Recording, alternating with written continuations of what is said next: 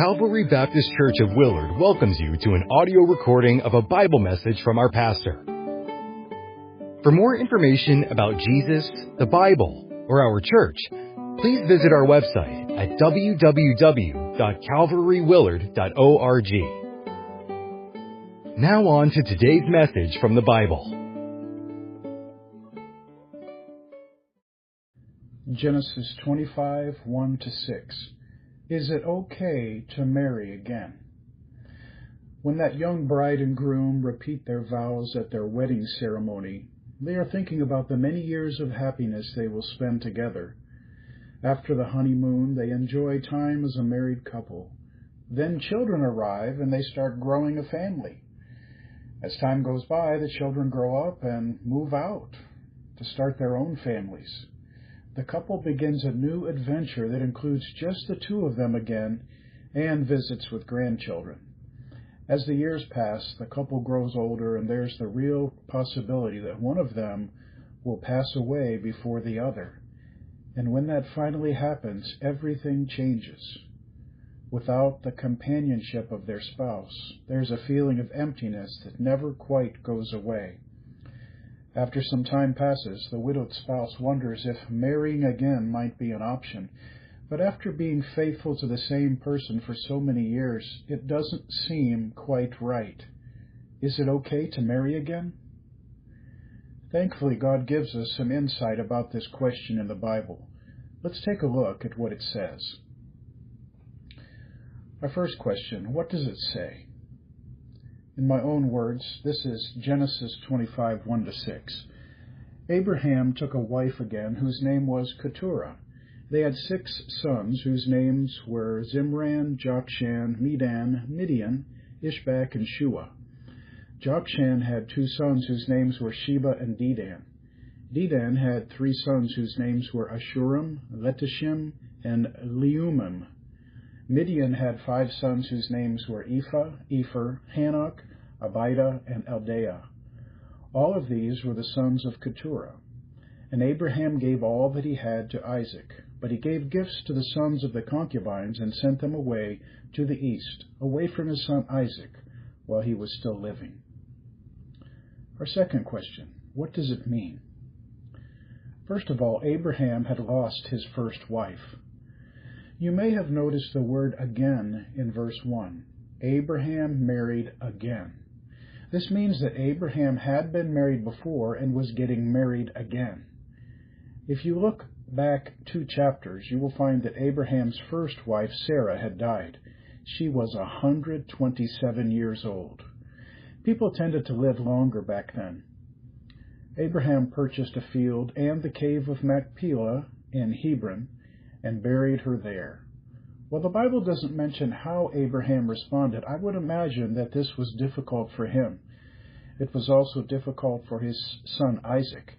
In Genesis 24, verse 67, we find that he had been grieving the loss of his mother for a while and was finally comforted by his marriage to Rebekah. The second thing, Abraham wanted another wife after Sarah's death. And we see that in the first 4 verses. Sometime after the death of Sarah, Abraham chose to remarry. How old was he? Well, since Abraham was 10 years older than Sarah, this would make him at least 137 years old when he remarried. Since he died when he was 175 years old, his second marriage would have taken place in the last 38 years of his life. Whom did he marry? Her name was Keturah. Nothing really is known about her besides her name and the children they had together. Her 6 sons were named Zimran, Jokshan, Medan, Midian, Ishbak, and Shua. While these names sound strange to us, some of them should sound familiar. The descendants of Midian eventually became a nation called the Midianites. They are mentioned in connection with Joseph, Moses, Balaam, and Gideon. The only other name that might sound familiar is Shua, who may have been the father of Bildad the Shuhite from Job's time. While the other names are not repeated in the Bible, the fact that the descendants of Dedan and Midian are mentioned must have meant something to those who lived closer to the time this was written. Perhaps these men were the heads of other well-known nations. A third thing, Abraham loved his new family. We see that in verses 5 and 6. Despite the fact that Abraham had an older son named Ishmael, God had chosen Isaac to be the child of promise. Ishmael had been sent away due to the conflict between Sarah and his mother Hagar. And as a result, Isaac became the heir to Abraham's inheritance and the one to whom God's promises would be passed down. This is why Abraham gave Isaac all of his possessions. Isaac was the heir who would continue the line of Abraham. However, Abraham loved all of his sons. For example, think of his relationship with Ishmael. He was his first son by Hagar. When Sarah had a son of her own, she wanted to get rid of Hagar and Ishmael, but Abraham was displeased at his wife's request, despite the conflict that was happening. Why was he displeased? He was displeased because he loved Ishmael just as any good father would. Thankfully, God intervened and instructed Abraham to send Hagar and Ishmael away because of his plan for both Ishmael and Isaac. It is noteworthy that Ishmael came back years later to mourn Abraham's death. Abraham also loved the sons he had with Keturah. He showed his love for them by giving them gifts and sending them eastward. The gifts were probably resources and cattle given to start them on their own life. And the reason for sending them to the east and away from Isaac was probably to avoid conflict between the families. This had become necessary previously when Abraham and Lot's herds had become too large to exist in the same country. So Abraham showed his love toward his last 6 sons by setting them up for a profitable future elsewhere. Now we come to our last question. How does it apply? First of all, marrying again can provide comfort. While no mention is made of Abraham's sorrow at the death of Sarah, he did spend a lot of money to purchase a plot of land and a cave to bury her in. She meant a lot to him. I assume that his love for her caused him to make this substantial purchase in her honor. And if that was so, he also missed her when she was gone.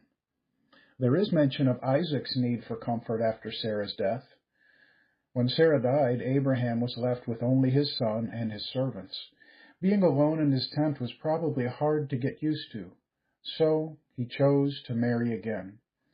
This marriage would have provided the companionship, warmth, and intimacy lost when his wife died. Losing a spouse is difficult. The person is no longer available to talk to hug, and to share life with. Some who have lost a spouse feel that they can never love again. While the grieving process takes time to mend, marrying again is a possibility that should not be overlooked. When addressing this topic, Paul mentioned that a widow is free to marry after her husband dies as long as she marries another Christian. You can read about that in 1 Corinthians 7:39-40. If you have lost a spouse, it may take a while before you can even think of such an idea, but marrying again can provide the comfort you need. Secondly, marrying again can lead to more opportunities. When Abraham married Keturah, it opened the door to many opportunities. He had a new relationship with her. He eventually became the father of 6 more sons. All of this gave him opportunities to minister to a new family. As the father, he had the opportunity to lead his whole family towards serving and loving the Lord. This was one of the reasons God had chosen him in the first place. He knew that Abraham would command his children to obey the Lord. Having more children provided more opportunities for him to lead them to the Lord and to make a difference in other places. During a long marriage, we develop an exclusive relationship with our spouse. When that person dies, it is difficult to think about starting over with another person. It almost feels like being unfaithful. But we have to remember that marriage is till death do us part. After the death of a spouse, we are free to marry again, and marrying again often provides the opportunity to minister to a new set of people. I have known several widowers who have remarried after the death of their wife. After the grief of losing their wife, they enjoyed getting to know the new family. It gave them not only the happiness of new friendships, but the opportunity to minister to them in ways that would not have been possible before. A third thought. Marrying again can further God's plan. When you think about God's plan for Abraham, you probably think about his promise to bless the world through the promised seed, Jesus. It is true that God's special promise came from Abraham through Isaac's descendants and not from the other sons. However, God's plan for Abraham was not limited only to the Israelites. Look back at what God promised Abraham in Genesis 17:1-6. He promised to multiply him exceedingly and make him the father of many nations. How was that promise fulfilled? From Abraham's descendants, the Ishmaelites, Edomites, Israelites, Midianites, and probably several other nations have arisen. God's plan included many nations who all were taught by godly Abraham to serve the Lord. One of the natural consequences of losing a spouse is a feeling that your life and happiness has ended. Without that special someone, you feel alone and purposeless. But it doesn't have to be that way. God's plan for Abraham was multifaceted. In the 38 years between Sarah's death and his own, Abraham continued serving the Lord and pointing his family towards serving him as well. If you have lost a spouse, you know how difficult that can be. But as you grieve the loss of your spouse, keep in mind the fact that God still has a plan for you that may or may not include another marriage. But if it does, think of the many ways that you can use that new marriage to fulfill God's plan for your life and for others. Our conclusion. Abraham grieved the loss of his wife Sarah, but after a period of mourning, he chose to begin the next chapter of his life with Keturah. God blessed them with 6 children and several grandchildren. Abraham's choice to remarry after Sarah's death was a good one. It brought him comfort, ministry opportunities, and allowed for God's plan to be fulfilled in his life. As you consider your future, whether you are married or not, allow God to work in your life and to fulfill his purpose in you. Whether you are single, married, or widowed, God has a plan for your life to fulfill. Will you let him?